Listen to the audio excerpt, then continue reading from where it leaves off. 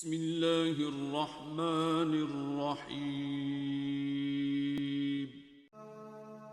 اعوذ باللہ من الشیطان الرجیم بسم اللہ الرحمن الرحیم۔ تمام تعریفیں اس پاک پروردگار کے لیے کہ جو تمام جہانوں کا پالنے والا ہے، اور لاکھوں کروڑوں درود و سلام حضرت صلی اللہ علیہ وآلہ وسلم اور ان کی آل پر۔ سامعین گرامی، پروگرام قصص الانبیاء علیہ السلام میں ہم قصہ حضرت موسیٰ اور ہارون علیہ السلام سننے کی سعادت حاصل کر رہے ہیں، اور انشاءاللہ آج کے پروگرام میں اس سلسلے کا 5واں حصہ پیش کیا جائے گا۔ مفسرین فرماتے ہیں جب فرعون بنی اسرائیل کے تعاقب میں روانہ ہوا تو ایک بہت بڑا لشکر اس کے ہمراہ تھا۔ کہتے ہیں اس کے گھوڑ سوار فوج میں 1,00,000 سیاہ گھوڑے تھے اور اس کے لشکر کی تعداد 16 لاکھ سے زیادہ تھی، اور ایک قول کے مطابق بنی اسرائیل میں بچوں کو چھوڑ کر صرف جنگجو افراد کی جو تعداد تھی وہ 6 لاکھ تھی۔ اس بیان کو بائبل میں یوں پیش کیا گیا ہے، جنگجو مردوں سے مراد یہ ہے کہ اس تعداد میں عورتیں اور 20 سال سے کم عمر کے بچے شامل نہیں تھے، اور پھر یہ تعداد صرف 11 قبیلوں کی ہے۔ بنی لاوی کے جنگجو مرد اس میں شامل نہیں تھے کیونکہ وہ صرف مذہبی فرائض سر انجام دیتے تھے، لیکن بائبل کی بیان کردہ یہ تعداد درست نہیں ہے۔ علامہ رحمۃ اللہ کریانوی رحمۃ اللہ علیہ نے مسیحی علماء کے اقوال اور دیگر دلائل سے ثابت کیا ہے کہ بنی اسرائیل مصر میں صرف 215 سال ٹھہرے ہیں، اور اس مدت میں 80 سال کا وہ عرصہ بھی شامل ہے جس میں بنی اسرائیل کے لڑکے ذبح کیے جاتے رہے۔ باقی 145 سال کی مدت میں یعقوب علیہ السلام کی 11 بیٹوں کی اولاد اس تعداد کو نہیں پہنچ سکتی۔ حضرت یعقوب علیہ السلام کے مصر میں آنے سے لے کر موسیٰ علیہ السلام کے ہمراہ مصر سے نکلنے تک کا جو عرصہ ہے، جو 426 شمسی سال کی مدت ہے۔ بہرحال فرعون اپنے لشکر سمیت بنی اسرائیل تک پہنچ گیا۔ اس وقت سورج طلوع ہو رہا تھا۔ دونوں جماعتوں نے ایک دوسرے کو دیکھا اور ایک دوسرے کو پہچان لیا۔ معلوم ہوتا تھا کہ اب حملہ ہونے ہی والا ہے، تو بنی اسرائیل نے حضرت موسیٰ علیہ السلام سے کہا، ہم تو یقیناً پکڑ لیے گئے۔ ظاہری صورتحال کے مطابق بھی بچنے کا کوئی امکان نہیں تھا۔ سامنے سمندر تھا اور پیچھے فرعون کی فوجیں، دائیں بائیں اونچے اونچے پہاڑ تھے۔ جب انہوں نے یہ نازک صورتحال دیکھی تو موسیٰ علیہ السلام سے شکایت کی کہ وہ انتہائی خوف زدہ ہیں، اور موسیٰ علیہ السلام نے فرمایا، ہرگز نہیں، یقیناً میرا رب میرے ساتھ ہے، وہ ضرور مجھے راہ دکھائے گا۔ آپ اپنی جماعت کے پچھلے حصے میں تھے، وہاں سے آگے تشریف لے آئے، دیکھا کہ سمندر کی لہریں تلاطم خیز ہیں۔ آپ کے ساتھ آپ کے بھائی ہارون علیہ السلام اور حضرت یوشع بن نون علیہ السلام بھی موجود تھے، جو اس وقت ایک اہم قائد اور عالم تھے۔ انہیں موسیٰ اور ہارون علیہ السلام کی وفات کے بعد نبوت سے سرفراز کیا گیا۔ قوم فرعون میں سے ایمان لانے والا مومن بھی ان کے ساتھ تھا۔ اس نے کئی بار گھوڑا سمندر میں داخل کرنے کی کوشش کی، لیکن کامیاب نہ ہوا۔ اس نے حضرت موسیٰ علیہ السلام سے پوچھا کہ کیا آپ کو یہیں سے گزرنے کا حکم ملا ہے؟ آپ نے فرمایا ہاں۔ جب معاملہ انتہائی نازک صورتحال اختیار کر گیا اور فرعون پورے لاؤ لشکر سمیت وہاں پہنچ گیا تو مومن انتہائی پریشان ہو گئے۔ اس وقت اللہ تعالیٰ نے موسیٰ علیہ السلام کو وحی فرمائی کہ سمندر پر اپنا عصا ماریے۔ آپ نے عصا مارتے ہوئے فرمایا، اللہ کے حکم سے پھٹ جا۔ فرمان الہی ہے، ہم نے موسیٰ کی طرف وحی بھیجی کہ سمندر پر اپنی لاٹھی مار، پس اسی وقت سمندر پھٹ گیا اور پانی کا ہر ایک حصہ بڑے سارے پہاڑ کی طرح ہو گیا۔ ایک روایت کے مطابق اس میں 12 راستے بن گئے، یعنی ہر قبیلے کے لیے ایک علیحدہ راستہ بن گیا، اور اس طرح پانی پہاڑوں کی طرح کھڑا ہو گیا۔ اسے اللہ کی عظیم قدرت نے روک رکھا تھا، اور وہ تو جس کام کو کن کہتا ہے وہ ہو جاتا ہے۔ اللہ نے ہوا کو حکم دیا تو اس نے سمندر کے کیچڑ کو خشک کر دیا۔ اس طرح گھوڑوں اور دوسرے جانوروں کے سم دھسنے سے محفوظ ہو گئے۔ اس مقام پر ارشاد باری تعالیٰ ہے، ہم نے موسیٰ کی طرف وحی نازل فرمائی کہ تو راتوں رات میرے بندوں کو لے چل اور ان کے لیے سمندر میں خشک راستہ بنا لے، پھر نہ تجھے کسی کے آ پکڑنے کا خطرہ ہوگا نہ ڈر۔ فرعون نے اپنے لشکروں سمیت ان کا تعاقب کیا، پھر تو سمندر ان سب پر چھا گیا جیسا کہ چھا جانے والا تھا۔ فرعون نے اپنی قوم کو گمراہی میں ڈال دیا اور سیدھا راستہ نہ دکھایا۔ جب اللہ رب العزت کے حکم سے سمندر کی یہ کیفیت ہوئی تو موسیٰ علیہ السلام نے بنی اسرائیل کو وہاں سے گزرنے کا حکم دیا، تو وہ خوش ہو کر جلدی جلدی ان راستوں میں داخل ہو گئے۔ انہوں نے ایسا عظیم واقعہ دیکھا تھا کہ جس کو دیکھ کر ہر شخص حیران رہ جائے اور مومنوں کو ہدایت نصیب ہو۔ بہرحال جب وہ سب پار اتر گئے اور ان کا آخری فرد بھی سمندر سے باہر آ چکا، عین اس وقت فرعون کا لشکر سمندر میں بنے ہوئے ان راستوں میں داخل ہو رہا تھا۔ اور اس مقام پر ارشاد باری تعالیٰ ہے، اور ان سے پہلے ہم نے قوم فرعون کی آزمائش کی اور ان کے پاس ایک عالی قدر پیغمبر آئے جنہوں نے یہ کہا کہ اللہ کے بندو یعنی بنی اسرائیل کو میرے حوالے کر دو، میں تمہارا امانت دار پیغمبر ہوں اور اللہ کے سامنے سرکشی نہ کرو، میں تمہارے پاس کھلی دلیل لے کر آیا ہوں اور میں اس بات سے کہ تم مجھے سنگسار کرو اپنے اور تمہارے پروردگار کی پناہ مانگتا ہوں، اور اگر تم مجھ پر ایمان نہیں لاتے تو مجھ سے الگ ہو جاؤ۔ تب موسیٰ نے اپنے پروردگار سے دعا کی کہ یہ نافرمان لوگ ہیں۔ اللہ نے فرمایا کہ میرے بندوں کو راتوں رات لے کر چلے جاؤ اور فرعونی ضرور تمہارا تعاقب کریں گے، اور دریا سے کہ خشک ہو رہا ہوگا پار ہو جاؤ، تمہارے بعد ان کا لشکر ڈبو دیا جائے گا۔ وہ لوگ بہت سے باغ اور چشمے چھوڑ گئے اور کھیتیاں اور نفیس مکان اور آرام کی چیزیں جن میں عیش کیا کرتے تھے۔ اسی طرح ہوا اور ہم نے دوسرے لوگوں کو ان چیزوں کا مالک بنا دیا، پھر ان پر نہ تو آسمان اور زمین کو رونا آیا اور نہ ان کو مہلت دی گئی، اور ہم نے بنی اسرائیل کو ذلت کے عذاب سے نجات دی یعنی فرعون سے، بے شک وہ سرکش اور حد سے نکلا ہوا تھا، اور ہم نے بنی اسرائیل کو اہل عالم سے دانستہ منتخب کیا اور ان کو ایسی نشانیاں دی جن میں سری آزمائش تھی۔ جب آپ نے سمندر کو اسی طرح رہنے دیا تو فرعون بھی وہاں پہنچ گیا۔ وہ یہ منظر دیکھ کر خوف زدہ ہو گیا اور اب اسے یقین ہو گیا کہ یہ اس اللہ کا کام ہے جو عرش عظیم کا مالک ہے۔ وہ چاہتا تھا کہ رک جائے اور دل میں شرمندہ ہو رہا تھا، لیکن اس نے اپنی قوم کے سامنے جرأت کا مظاہرہ کیا اور اپنے بیوقوف پیروکاروں سے بولا، دیکھو کس طرح سمندر نے مجھے راستہ دے دیا ہے کہ میں اپنے مفرور اور باغی بندوں کو گرفتار کر لوں، لیکن دل میں وہ تذبذب کا شکار تھا کہ آگے بڑھے یا نہ بڑھے۔ آخرکار اس نے اپنا گھوڑا سمندر میں داخل کر دیا۔ جب فوجیوں نے اسے سمندر میں داخل ہوتے دیکھا تو وہ سبھی اس کے پیچھے سمندر میں داخل ہو گئے۔ جب فوج کا اگلا حصہ سمندر سے نکلنے کے قریب تھا، اللہ تعالیٰ نے اپنے کلیم کو وحی کے ذریعے سے حکم دیا کہ سمندر پر عصا مار دیں۔ فوراً سمندر اسی طرح رواں ہو گیا جیسے پہلے ٹھاٹے مار رہا تھا۔ سب کافر ہلاک ہو گئے، ایک بھی نجات نہ پا سکا۔ ارشاد باری تعالیٰ ہے، ہم نے موسیٰ اور اس کے تمام ساتھیوں کو نجات دے دی، پھر سب دوسروں کو ڈبو دیا۔ یقیناً اس میں بڑی عبرت ہے، اور ان میں سے اکثر لوگ ایمان والے نہیں، اور بے شک آپ کا رب بڑا ہی غالب اور مہربان ہے۔ یعنی اللہ تعالیٰ نے اپنے بندوں کو نجات دی، ان میں سے کوئی بھی غرق نہ ہوا، اور اللہ کے دشمن سب کے سب غرق ہو گئے، ان میں سے ایک بھی نجات نہ پا سکا۔ تو یہ ایک واضح دلیل ہے کہ اللہ تعالیٰ عظیم قدرت اور طاقت والا ہے، اور اس کا رسول جو شریعت لے کر آیا وہ برحق ہے۔ سرکش، باغی، ظالم اور مغرور اور متکبر فرعون نے جب موت کو اپنی آنکھوں کے سامنے دیکھا تو جھٹ حضرت موسیٰ علیہ السلام کے رب کو تسلیم کر لیا، لیکن اس وقت تک بہت دیر ہو چکی تھی۔ اور اس مقام پر ارشاد باری تعالیٰ ہے، اور ہم نے بنی اسرائیل کو سمندر سے پار کرا دیا، پھر ان کے پیچھے پیچھے فرعون اپنے لشکر کے ساتھ ظلم اور زیادتی کے ارادے سے چلا، یہاں تک کہ جب وہ ڈوبنے لگا تو بولا، میں ایمان لاتا ہوں اس الہ کے سوا کوئی معبود نہیں جس پر بنی اسرائیل ایمان لائے، اور میں مسلمانوں میں سے ہوں۔ جواب دیا گیا، کیا اب ایمان لاتا ہے؟ اور تو پہلے سرکشی کرتا تھا اور مفسدوں میں شامل رہا، سو آج ہم صرف تیری لاش کو نجات دیں گے تاکہ تو ان کے لیے نشان عبرت ہو جو تیرے بعد ہیں، اور حقیقت یہ ہے کہ بہت سے آدمی ہماری نشانیوں سے غافل ہیں۔ سامعین گرامی، اللہ تعالیٰ نے کافر قبطیوں کے سردار یعنی فرعون کے ڈوبنے کی کیفیت بیان کی ہے جب وہ پانی کی لہروں میں کبھی ڈوب رہا تھا اور کبھی ابھر رہا تھا، اور بنی اسرائیل اس پر اور اس کے فوجیوں پر نازل ہونے والا اللہ کا عذاب دیکھ رہے تھے تاکہ ان کے دل ٹھنڈے ہو جائیں۔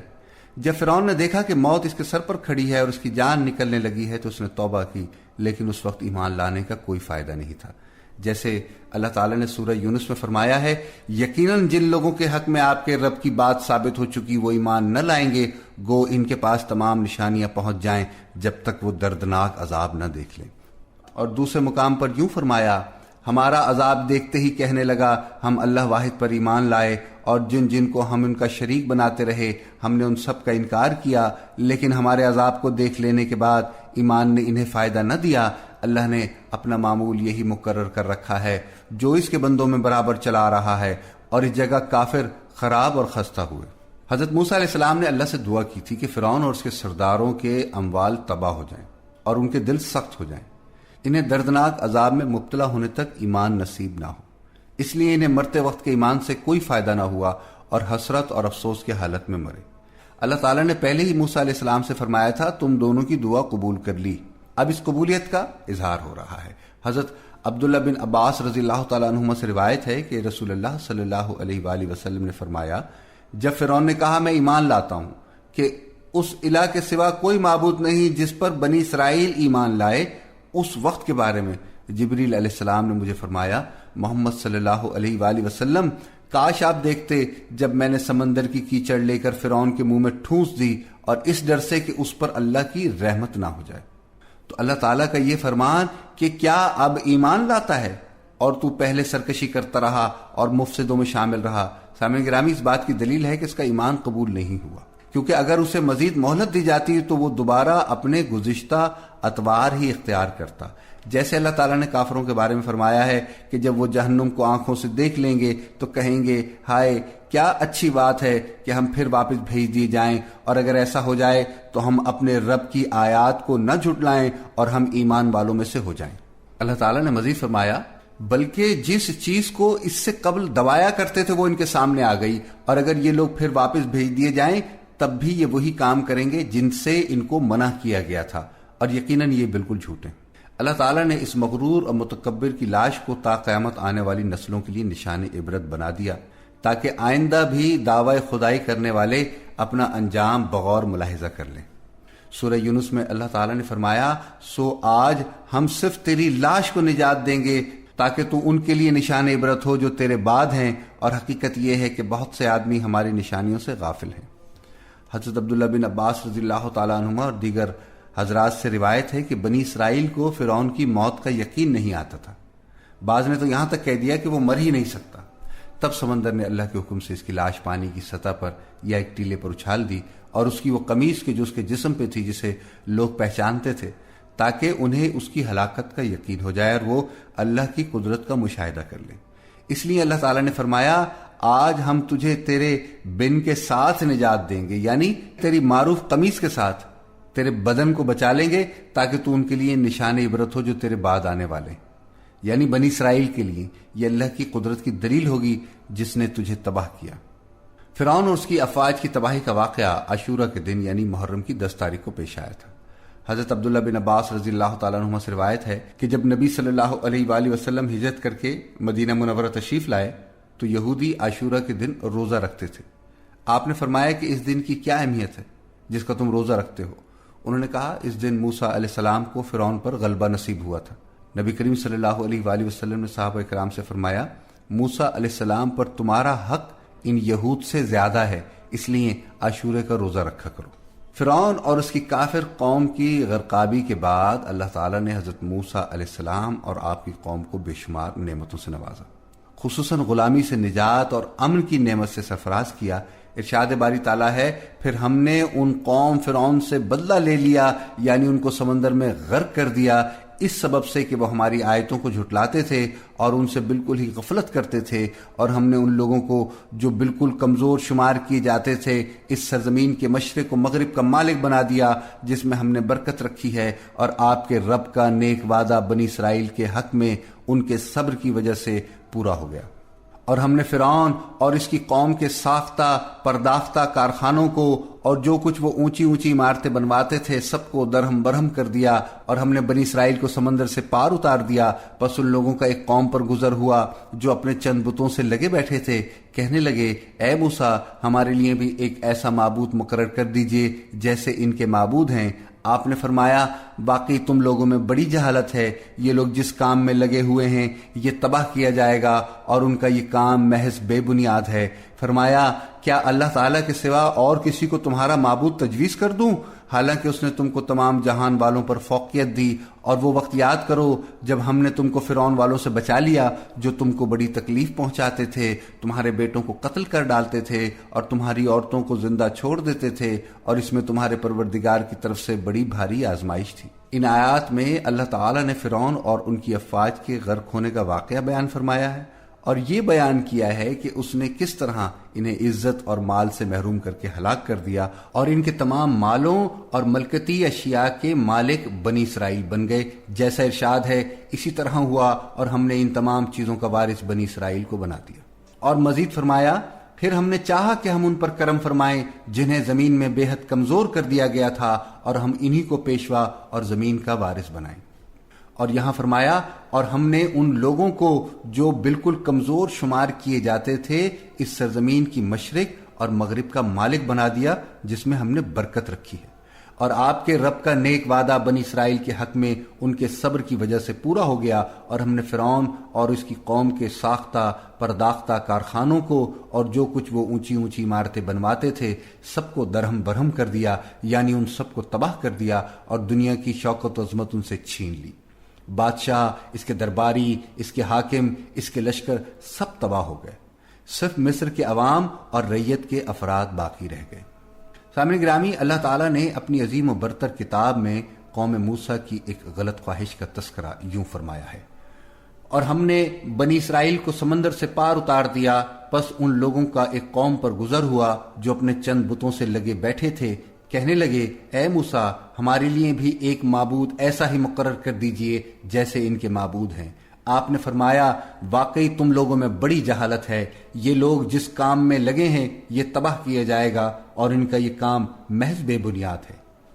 عزیزان گرامی، دیکھیے کہ کتنی عجیب بات ہے، انہوں نے جہالت اور گمراہی کی یہ بات کتنی آسانی سے کہہ دی،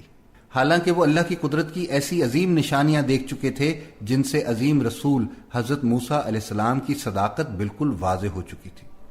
واقعہ یہ ہوا کہ ان کا گزر ایک ایسی قوم کے پاس سے ہوا کہ جو بت پرست تھی، کہتے ہیں وہ بت گائے کی شکل کے تھے۔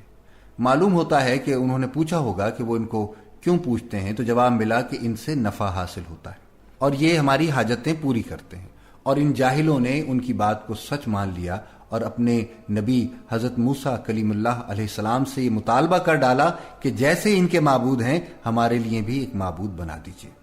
موسیٰ علیہ السلام نے ان کی حماقت واضح کرتے ہوئے فرمایا یہ لوگ جس کام میں لگے ہوئے ہیں تباہ کیا جائے گا اور ان کا یہ کام محض بے بنیاد ہے۔ جب موسیٰ علیہ السلام مصر سے نکلے اور بیت المقدس کی طرف روانہ ہوئے تو ان کا سامنا ہیاسنی، فزاری اور کنانی اقوام کے زبردست لوگوں سے ہوا۔ حضرت موسیٰ علیہ السلام نے اپنی قوم کو حکم دیا کہ ان کافر قوموں کے خلاف جہاد کریں اور انہیں بیت المقدس کی سرزمین سے نکال دیں، جس کے بارے میں اللہ تعالیٰ نے حضرت ابراہیم اور موسیٰ علیہ السلام کی زبانی ان سے وعدہ کیا ہے کہ وہ بنی اسرائیل کو ملے گی، تو انہوں نے جہاد کرنے سے صاف انکار کر دیا۔ چنانچہ اللہ تعالیٰ نے ان پر خوف مسلط کر دیا اور انہیں 40 سال کی طویل مدت کے لیے میدان طیہ میں بھٹکنے دیا۔ وہ چلتے رہے، سفر کرتے رہے، ادھر ادھر جاتے آتے رہتے، حتیٰ کہ 40 سال بیت گئے، جیسا کہ ارشاد باری تعالیٰ ہے۔ اور یاد کرو جب موسیٰ نے اپنی قوم سے کہا اے میری قوم کے لوگو، اللہ کا احسان یاد کرو کہ اس نے تم میں سے پیغمبر بنائے اور تمہیں بادشاہ بنایا اور تمہیں وہ دیا جو تمام عالم میں کسی کو نہیں دیا۔ اے میری قوم والو، اس مقدس سرزمین میں داخل ہو جاؤ جو اللہ نے تمہارے نام لکھ دی ہے، اور اپنی پشت کے بل روگردانی نہ کرو کہ پھر نقصان میں جا پڑو۔ انہوں نے جواب دیا اے موسیٰ وہاں تو زوراور سرکش لوگ ہیں، اور جب تک وہ وہاں سے نہ نکل جائیں ہم تو ہرگز وہاں نہ جائیں گے، ہاں اگر وہ وہاں سے نکل جائیں پھر ہم بخوشی چلے جائیں گے۔ دو شخصوں نے جو اللہ سے خوف کھانے والوں میں سے تھے، ان پر اللہ تعالیٰ کا فضل تھا، کہا تم ان کے مقابلے میں دروازے میں تو پہنچ جاؤ، دروازے میں قدم رکھتے ہی یقیناً تم غالب آ جاؤ گے، اگر تم مومن ہو تو تمہیں اللہ تعالیٰ ہی پر بھروسہ رکھنا چاہیے۔ قوم نے جواب دیا اے موسیٰ جب تک وہ وہاں ہیں تب تک ہم ہرگز وہاں نہ جائیں گے، اس لیے تم اور تمہارا پروردگار جا کر دونوں ہی لڑو بھڑو، ہم یہیں بیٹھے ہوئے ہیں۔ موسیٰ علیہ السلام کہنے لگے الہی مجھے تو بجز اپنے اور میرے بھائی کے کسی اور پر کوئی اختیار نہیں، بس تو ہم میں اور ان نافرمانوں میں جدائی ڈال دے۔ ارشاد ہوا اب یہ زمین ان پر 40 سال تک حرام کر دی گئی ہے، یہ خانہ بدوشوں کی طرح ادھر ادھر سرگرداں رہیں گے، اس لیے تم ان فاسقوں کے بارے میں غمگین نہ ہونا۔ اللہ تعالیٰ کے نبی حضرت موسیٰ علیہ السلام نے قوم کے لوگوں کو اللہ تعالیٰ کے احسان اور دینی اور دنیاوی نعمتیں یاد دلاتے ہوئے انہیں اللہ کی راہ میں جہاد کرنے اور اللہ کے دشمنوں سے جنگ کرنے کا حکم دیا، اور فرمایا کہ اس مقدس سرزمین میں داخل ہو جاؤ جو اللہ نے تمہارے نام لکھ دی ہے، اور اپنی پشت کے بل روگردانی نہ کرو، یعنی دشمنوں کے خلاف جہاد کرنے سے جی نہ چراؤ کہ پھر نقصان والوں میں جا پڑو، یعنی ایسا نہ ہو کہ نفع کے بعد خسارے کا اور کمال کے بعد زوال اور نقص کا شکار ہو جاؤ۔ اے موسیٰ وہاں تو زور آور سرکش لوگ ہیں، یعنی وہ بہت زبردست فسادی اور کافر ہیں، اور جب تک وہ وہاں سے نہ نکل جائیں ہم تو ہرگز نہ جائیں گے۔ وہ ان جبارین سے ڈر گئے، حالانکہ فرعون کی ہلاکت ان کی آنکھوں کے سامنے تھی، جو ان سے کہیں زیادہ زبردست طاقت، زیادہ ظالم اور زیادہ فوجوں والا تھا۔ اس سے معلوم ہوا کہ ان کی یہ بات قابل ملامت ہے کہ وہ دشمنوں اور ظالموں کے مقابلے سے پہلو تہی کر رہے تھے۔ سامعین گرامی، بعض مفسرین نے جبارین کے بارے میں بے سروپا قصے نقل کر دیے جن میں ان کی غیر معمولی جسامت کا ذکر کیا گیا ہے کہ ان کے ایک آدمی اوج بن انق کا قد 3333 ہاتھ بیان کیا گیا ہے۔ یہ سب بے ثبوت باتیں ہیں جن کا حقیقت سے کوئی تعلق نہیں۔ اللہ تعالیٰ کا فرمان ہے، دو شخصوں نے جو اللہ سے ڈرنے والوں میں سے تھے اور جن پر اللہ تعالیٰ کا فضل تھا، انہوں نے کہا کہ تم ان کے مقابلے میں دروازے پر تو پہنچو، اور جب تم دروازے میں قدم رکھو گے تو یقیناً تم غالب آ جاؤ گے۔ تم اگر مومن ہو تو تمہیں اللہ تعالیٰ ہی پر بھروسہ رکھنا چاہیے، یعنی اگر تم اللہ پر بھروسہ رکھو گے، اس سے مدد مانگو گے، وہ تمہاری مدد کرے گا اور تمہیں دشمنوں پر فتح دے گا۔ قوم نے جواب دیا، اے موسیٰ، جب تک وہ وہاں ہیں تب تک تو ہم ہرگز وہاں نہ جائیں گے، اس لیے تم اور تمہارا پروردگار جا کر دونوں ہی لڑو بھڑو، ہم یہیں آرام سے بیٹھے ہوئے۔ ان کے سرداروں نے جہاد نہ کرنے کا پختہ ارادہ کر لیا اور بزدلی کا اظہار کیا۔ کہتے ہیں کہ یوشع اور قالب نے یہ بات سن کر اپنے کپڑے پھاڑ لیے۔ حضرت موسیٰ علیہ السلام اور حضرت ہارون علیہ السلام بھی یہ بات سن کر بہت ناراض ہوئے اور اللہ کے خوف سے سجدہ کیا۔ انہیں خوف محسوس ہوا کہ کہیں اس کی وجہ سے ان پر اللہ کا عذاب نہ آ جائے۔ حضرت موسیٰ علیہ السلام نے کہا، الہی، مجھے تو بجز اپنے اور میرے بھائی کے کسی اور پر کوئی اختیار نہیں، پس تو ہم میں اور ان نافرمانوں میں جدائی ڈال دے۔ ارشاد ہوا، اب یہ زمین ان پر 40 سال تک حرام کر دی گئی، یہ ادھر ادھر سرگردہ رہیں گے، اس لیے تم ان فاسقوں کے بارے میں غمگین نہ ہونا۔ جہاد سے انکار کی وجہ سے انہیں سزا دی گئی ہے کہ وہ دن رات صبح شام بے مقصد گھومتے رہیں۔ کہتے ہیں کہ جو لوگ میدان طیہ میں داخل ہو گئے تھے وہ سب کے سب اس 40 سالہ دور میں مر کھپ گئے، صرف حضرت یوشع اور قالب علیہ السلام باقی بچے۔ عزیزان گرامی، اس کے برعکس سیدنا حضرت محمد مصطفیٰ صلی اللہ علیہ وآلہ وسلم کے صحابہ اکرام رضی اللہ عنہم کا عمل ایک روشن مثال ہے۔ جب نبی پاک صلی اللہ علیہ وآلہ وسلم نے غزوہ بدر کے لیے مدینے سے باہر جا کر مقابلہ کرنے کے بارے میں صحابہ اکرام سے مشورہ کیا تو سیدنا حضرت ابو بکر صدیق رضی اللہ تعالیٰ عنہ نے بات کی اور بہت عمدہ بات کی۔ دوسرے مہاجرین نے بھی آپ صلی اللہ علیہ وآلہ وسلم کی رائے کی تائید کی۔ آپ صلی اللہ علیہ وآلہ وسلم نے پھر بھی فرمایا، مجھے مشورہ دو۔ حضرت سعد بن معاذ رضی اللہ تعالیٰ عنہ نے فرمایا، اللہ کے رسول صلی اللہ علیہ وآلہ وسلم، آپ کا اشارہ غالباً ہم انصار کی طرف ہے۔ قسم ہے اس ذات کی جس نے آپ کو حق کے ساتھ مبعوث فرمایا، اگر آپ ہمیں اس سمندر میں گھسنے کا حکم دیں ہم اس میں بھی گھس جائیں گے، ہم میں سے ایک آدمی بھی پیچھے نہیں رہے گا۔ ہمیں یہ بالکل ناپسند نہیں کہ آپ ہمیں دشمنوں کے مقابلے میں کھڑا کر دیں۔ ہم لوگ ڈٹ کر مقابلہ کرنے والے ہیں، جم کر لڑنے والے ہیں۔ امید ہے اللہ تعالی ہمیں ایسی جنگ کرنے کی توفیق دے گا جس کو دیکھ کر آپ کی آنکھیں ٹھنڈی ہو جائیں گی۔ آپ اللہ کی برکت کے ساتھ ہمیں لے چلیے۔ حضرت سعد رضی اللہ تعالیٰ عنہ کی باتیں سن کر نبی کریم صلی اللہ علیہ وآلہ وسلم کو انتہائی خوشی محسوس ہوئی۔ حضرت عبداللہ بن مسعود رضی اللہ تعالیٰ عنہ سے روایت ہے، انہوں نے فرمایا کہ میں نے مقداد رضی اللہ تعالیٰ عنہ کا ایک ایسا عمل دیکھا، اگر وہ مجھے نصیب ہوتا تو مجھے اس جیسے دوسرے تمام اعمال سے زیادہ پیارا ہوتا۔ آپ مقداد رضی اللہ تعالیٰ عنہ رسول کریم صلی اللہ علیہ وآلہ وسلم کی خدمت میں حاضر ہوئے تو آپ مشرکین کو بد دعائیں دے رہے تھے۔ حاضر ہو کر فرمایا، اللہ کے رسول صلی اللہ علیہ وآلہ وسلم، قسم ہے اللہ کی، ہم آپ سے اس طرح نہیں کہیں گے جس طرح بنی اسرائیل نے موسیٰ علیہ السلام سے کہا تھا، جائیے آپ اور آپ کا رب جا کر جنگ کیجیے، کہ ہم تو یہاں پر بیٹھے ہیں، بلکہ ہم آپ کے دائیں بائیں آگے پیچھے لڑیں گے۔ میں نے دیکھا رسول اللہ صلی اللہ علیہ وآلہ وسلم اتنا خوش ہوئے کہ آپ کا چہرہ مبارک چمک اٹھا۔ بنی اسرائیل نے جب اس قوم کے خلاف جہاد کرنے سے انکار کر دیا کہ جنہیں وہ زور آور سمجھتے تھے، اس کی سزا کے طور پر وہ صحرا میں بھٹکتے رہے۔ اللہ تعالیٰ نے فیصلہ فرما دیا کہ وہ 40 سال تک یہاں سے نہیں نکل سکیں گے۔ بائبل میں یہ واقعہ مذکور نہیں۔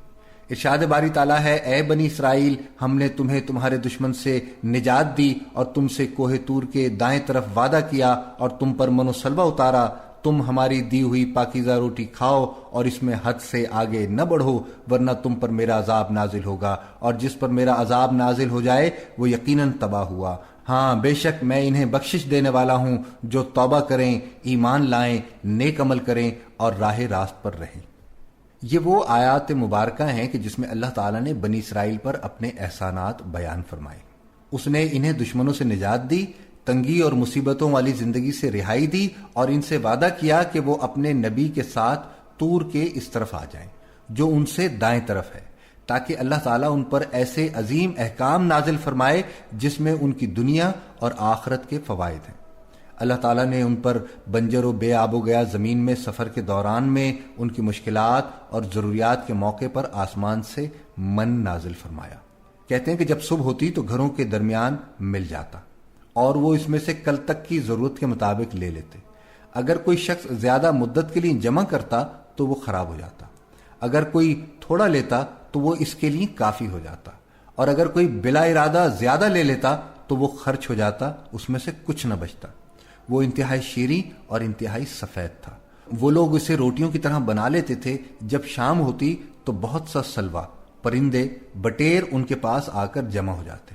اور وہ بڑی آسانی سے حسب ضرورت پکڑ لیتے جو ان کے رات کے کھانے کے لیے کافی ہو جاتے۔ جب گرمی کا موسم آتا تو اللہ تعالیٰ ان پر بادلوں کا سایہ کر دیتا جس سے وہ سورج کی تیز دھوپ اور شدید گرمی سے محفوظ رہتے۔ اللہ تعالیٰ نے سورہ بقرہ میں فرمایا ہے، اے بنی اسرائیل، میرے وہ احسان یاد کرو جو میں نے تم پر کیے، اور اس اقرار کو پورا کرو جو تم نے مجھ سے کیا، میں اس اقرار کو پورا کروں گا جو میں نے تم سے کیا تھا، اور مجھ سے ہی ڈرتے رہو، اور جو کتاب میں نے اپنے رسول صلی اللہ علیہ وآلہ وسلم پر نازل کی ہے، جو تمہاری کتاب تورات کو سچا کہتی ہے، اس پر ایمان لاؤ، اس کے منکر اول نہ بنو، اور میری آیتوں میں تحریف کر کے ان کے بدلے تھوڑی سی قیمت یعنی دنیاوی فائدہ حاصل نہ کرو، اور مجھ سے ہی خوف رکھو۔ تو اللہ تعالیٰ نے بنی اسرائیل پر اپنے پے در پے انعامات اور احسانات کا ذکر کرتے ہوئے فرمایا، اور ہمارے ان احسانات کو یاد کرو کہ جب ہم نے تم کو قوم فرعون سے نجات بخشی، وہ لوگ تم کو بڑا دکھ دیتے تھے، تمہارے بیٹوں کو تو قتل کر ڈالتے تھے اور بیٹیوں کو زندہ رہنے دیتے تھے، اور اس میں تمہارے پروردگار کی طرف سے بڑی سخت آزمائش تھی۔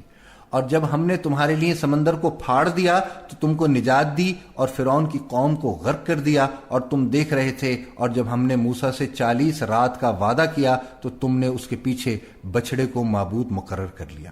اور تم ظلم کر رہے تھے، پھر اس کے بعد ہم نے تم کو معاف کر دیا تاکہ تم شکر کرو۔ اور جب موسیٰ نے اپنی قوم کے لوگوں سے کہا کہ بھائیو، تم نے بچڑے کو معبود ٹھہرانے میں بڑا ظلم کیا ہے، سو اپنے پیدا کرنے والے کے آگے توبہ کرو اور اپنے آپ کو ہلاک کر ڈالو، تمہارے خالق کے نزدیک تمہارے حق میں یہی بہتر ہے۔ پھر اس نے تمہارا قصور معاف کر دیا،